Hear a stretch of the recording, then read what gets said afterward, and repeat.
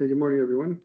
We call to order the meeting of the Boone County Alcoholic Beverage Board. Let the record reflect that it is May 6th, 2026. It is 9 a.m.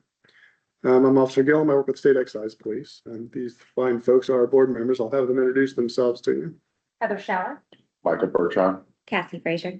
Okay, and just for the record, this is being recorded with audio and video equipment and will become part of public record. So be mindful of anything you say after this point. Since you're going to be offering testimony today, I need you to take an oath. So if you would raise your right hand.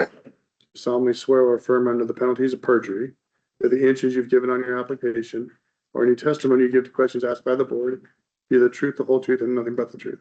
Yeah. Thank you. Okay, board members, we have renewals, no violations for the following businesses. We have the American Legion, post 410 in Whitestown, permit number RC 06-13078. The Kroger, North Lebanon Street, Lebanon, permit number DL 06-21727. Rosie's Place, 10 South Main Street, Zionsville, permit number RR 06-33373. Hy-Vee Fast and Fresh, location pending in Zionsville. This is permit number DL 06-33192. Ralphie's Golf and Sports Simulators, Fieldhouse Way, Lebanon, permit number RR 06-41664. Nobody here for those, no violations. You guys have any questions, concerns, or motions? I'll make a motion to approve. I'll second. Moved and seconded for approval. All in favor, say aye. Aye. Opposed? Motion will carry. Regarding the permit for Zionsville Golf Course, they have requested a continuance.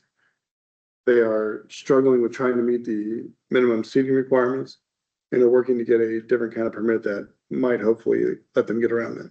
Fine.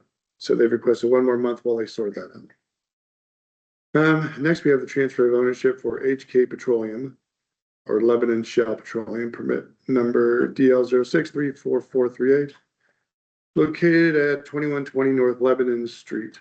Good morning, guys. Good morning. Again, work with Bradford and Riley. With me is Sir Jot. Yep, and owner, yeah. One of the owners. Okay, so you're here for a grocery store permit. Yes, convenience store. Grocery store. I'm the gas station. So last month we continued this because you weren't here in person and we wanted to make sure that. So sometimes if we give information or have a discussion with a manager or an employee, it there's nothing to hold you accountable to. Okay. And they're likely not to communicate it correctly. This being a very small store, Yes. primarily selling tobacco, vape. Tobacco coolers, chips, this and corner gas station, kind of convenience store. Yeah. So you've applied for a grocery store permit. So minimally, you're gonna have to meet the grocery store requirements. I walked through there earlier. It looks like you've got most of the stuff. You have a copy of the grocery store stuff? If you want to provide that to them, or I can email to them, just make sure that you're in compliance with it. The other thing, we've had problems over the years with the store selling alcohol and tobacco to kids. And even beyond this location, it's a trend that we're seeing lots of places. So we kind of want to hear about your policies for checking ID and. We just took over the gas station, the convenience store, about 2 years ago now, a year and a half, and then, so we're in the process, we just bought the property, but we have had licenses. I think we hold about 4 liquor licenses for 2 years. And on my name, I've had, I think, 3 or 4 other licenses, and I've held licenses for past 8 to 10 years. Haven't had any violations. I think only one at Uptown between 8 to 10 licenses, which I've had in the past 10 years. And which I do understand mistake happened. We don't, let those go by easy. We train employees and everything else. But I think the last ownership did have a lot of management, unstable employees and stuff. So I think that's what it messed up. Even this one I've managed for my uncles back in 2012 and for 2 years, and we never had no violations.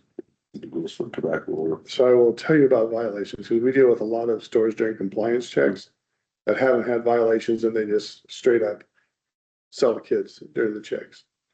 You're only getting checked once a year at most, Okay, possibly once every 18 months. So the odds of getting a violation are super low.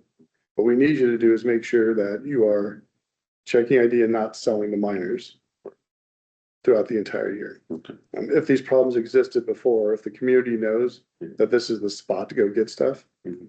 they're still gonna come in. Okay. And again, you can get away with it for quite a while before you get caught.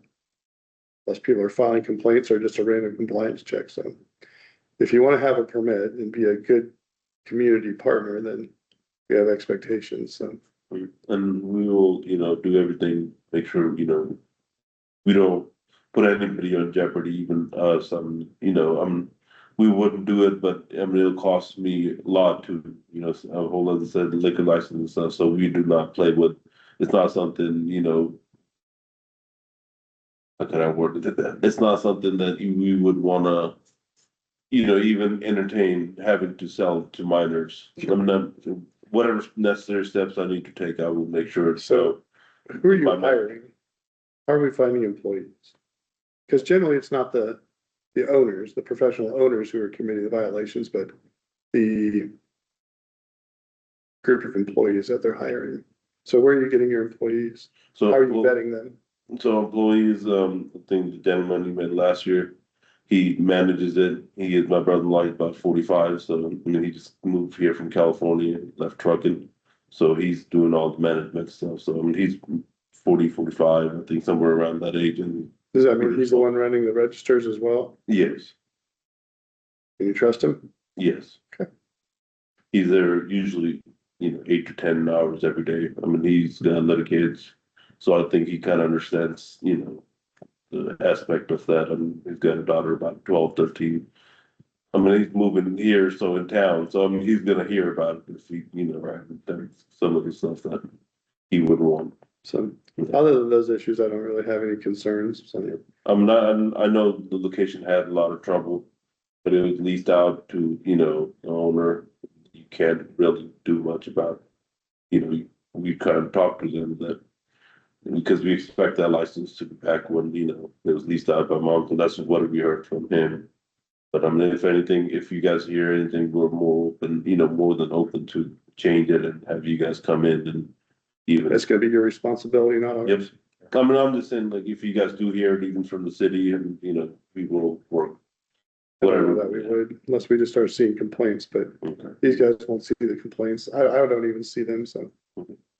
So I see the violations when complaints have been addressed, and usually when we catch a business selling, it's a breakdown in policies and training, and it's a habitual problem usually. It's the employees are just doing it over and over, not even trying.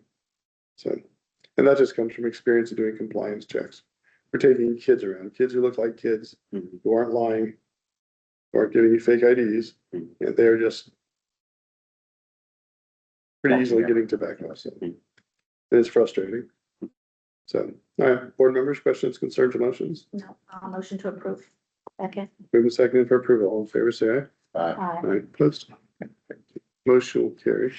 Thank you for bringing that up and, They it would have them gives sign extra down the bottom. awareness and, yes. Okay, board members, I don't have anything else, so I'll make a motion that we adjourn.